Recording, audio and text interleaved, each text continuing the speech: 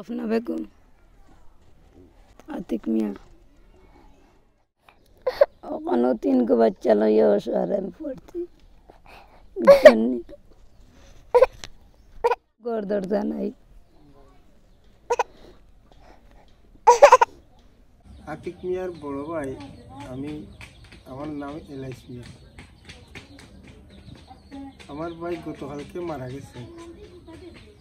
গতকালকে মারা যাওয়ার পরে এই 3টা বাচ্চা লইয়া একটা মহিলা অসহায় পড়ছে।